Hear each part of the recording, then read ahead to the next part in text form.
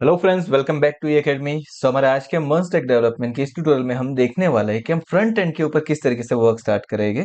So front end के ऊपर आज का जो सबसे पहला ट्यूटोरियल होने वाला है वो है कि फ्रंट एंड के अंदर यानी कि रिएक्ट के अंदर हम किस तरीके से कंपोनेंट क्रिएट कर सकते हैं।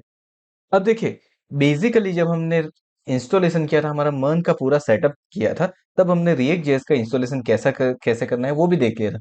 लेकिन अगर किसी ने वो वीडियो नहीं देखा तो हमारी इस सीरीज के अंदर वो ऑलरेडी वीडियो दिया है, वो एक बार जाके देख ले। और अगर आप पूरा रिएक्ट जेएस सीखना चाहते हो तो हमने रिएक्ट जेएस की एक पूरी नई सीरीज स्टार्ट की है हमारे इसी चैनल के ऊपर, आप उसे भी व्यू कर सकते हो। तो चलिए स्टार्ट करते हैं हमारा आज का ट्यूटोरियल। अब सबसे पहले हम क्या करते हैं, हम हमारे फ्रंट एंड के अंदर यानी कि हमारा जो ब्लॉक क्लाइंट है उसके अंदर चले जाते हैं।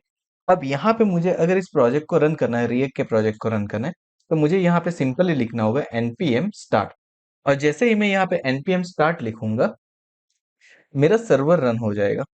ओके, लेट्स सी यहाँ पे हमारा जो फ्रंट एंड है वो कैसा दिखता है, वो स्टार्ट हो चुका होगा यहाँ पे। तो देखिए, यहाँ पे मेरी रिएक्ट की ऐप स्टार्ट हो चुकी है।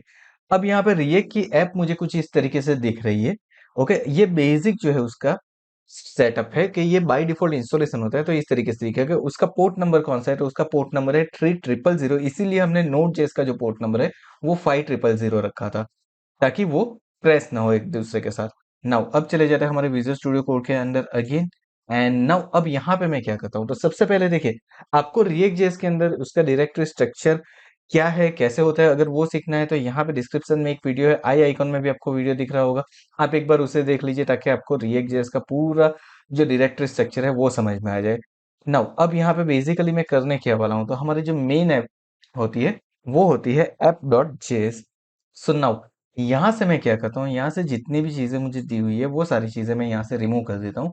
एज वेल एज यहाँ पे जो इंपोर्ट की हुई है चीज़ें उसको भी मैं रिमूव कर देता हूँ।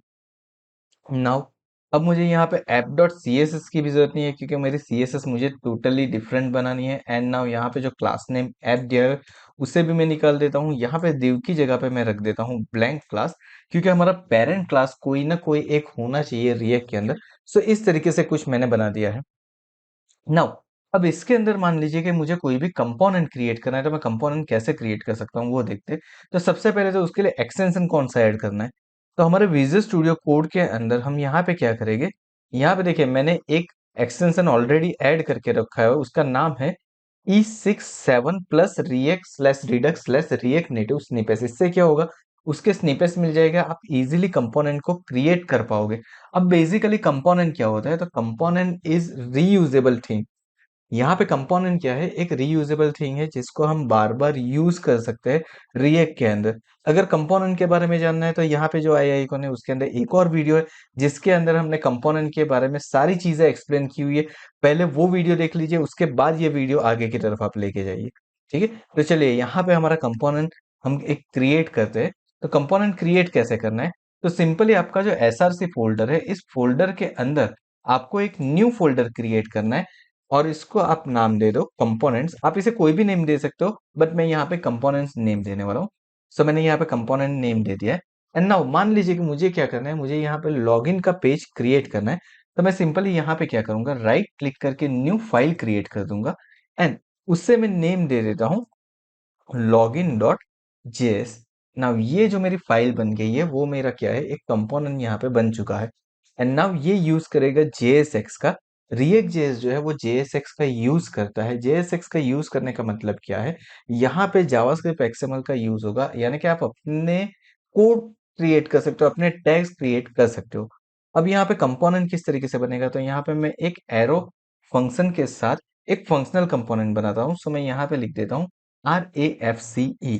आई होप आपने वो वीडियो ऑलरेडी कंपोनेंट वाला देख लिया है, तो आपको ये, ताकि आपको वो कंपोनेंट के बारे में सारी चीजें इजीली पता चल जाए। तो चलिए आगे जाते हैं हम। सो मैंने यहाँ पे एक कंपोनेंट क्रिएट कर दिया है। अब जैसे ही मैं RAFC लिखता हूँ तो यहाँ पे देखिए मेरा कंपोनेंट आ चुका है, उसके अंदर रिएक्ट को उसने इंपोर्ट करवा दिया है। मेरा एक एरो फंक्शन बन चुका है यहाँ पे, एज वेल एज यहाँ पे कुछ रिटर्न भी हम करवा चुके हैं। ओके, चलिए तो ये मेरा एक कंपोनेंट बन के रेडी हो चुका है। अब इस कंपोनेंट को अगर मुझे यूज करना है मेरे फ्रंट पेज के ऊपर यानी कि app.js के अंदर, तो मुझे सिंपली यहाँ पे क्या करना है, मेरा जो मैंने कंपोनेंट बनाया है लॉगिन, उस कंपोनेंट को सिर्फ यहाँ पे ऐड करवा देना है। और उसके लिए मुझे क्या करना पड़ेगा, तो ऊपर की तरफ देखिए यहाँ पे import login from dot component slash login कर दिया और इस कंपोनेंट को हमने यहाँ पे ऐड कर दिया है। अब जैसे ही आपका ये कंपोनेंट बनेगा तो ये कंपोनेंट क्या करेगा, आपके कंपोनेंट को ऐड कर देगा app.js के अंदर। मीन्स यहाँ पे क्या हो रहा है, तो मेरा जो चाइल्ड है login.js वो मेरा पेरेंट यानी कि app.js के अंदर ऐड हो चुका है। और अब यहाँ पे देखिए, हम एक बार इसे रन करके देखते हैं, तो यहाँ पे देखिए मुझे लॉगिन दिखा रहा है। अब कंपोनेंट का बेनिफिट क्या है, तो कंपोनेंट रीयूजेबल है, यानी कि अगर आपको मल्टीपल टाइम इसको यूज करना है तो आप कर सकते हो। अब देखिए यहाँ पे 2 बार मुझे लॉगिन डिस्प्ले होगा, मतलब मैंने अगर एक चीज बनाई है उसको मल्टीपल टाइम यूज करना है, तो वो भी मैं कंपोनेंट के यूज से कर सकता हूँ। तो इस तरीके से हम क्या करेंगे, हमारा पहला कंपोनेंट क्रिएट करेंगे, बेसिक कंपोनेंट बनाएगा हमारे रिएक्ट जेएस के अंदर। एंड नाउ ये वीडियो बनाने का इंटेंस यही था कि आप बेसिक रिएक्ट जेएस यहाँ से स्टार्ट करो।